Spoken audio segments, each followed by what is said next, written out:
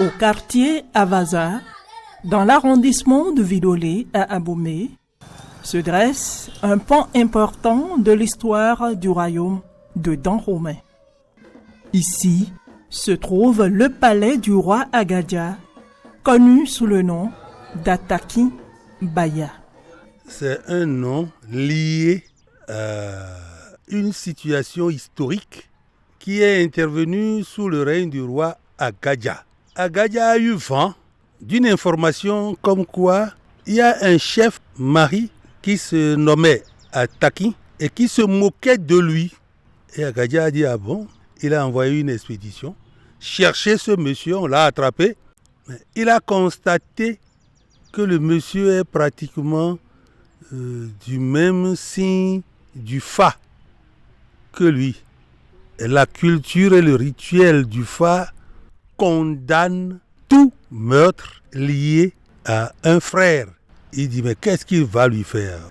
Il dit qu'il va rester debout devant son palais, entretenir la devanture, mais de jour comme de nuit, sous la pluie, le vent et le soleil, il sera toujours là.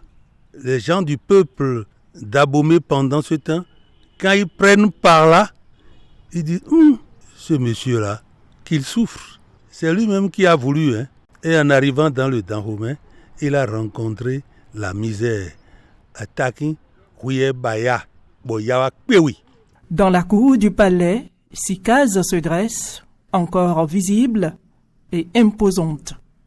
Plus que de simples habitations, elles incarnent la structuration politique et spirituelle du royaume. Nous les appelons Sinoutins, on les appelle Djero. Les gens disent en français que ce sont des temples. Vous avez les 4 rois représentés ici, parce que c'était le palais de Agadia qui a été occupé par son fils Tegbessou, son fils Pengla et Agonglo, le fils de Pengla. Ensuite, il a représenté la même case pour son père Wigbadia et sa mère Naé Adonon. Aujourd'hui encore, le palais Ataki Baya demeure un patrimoine vivant.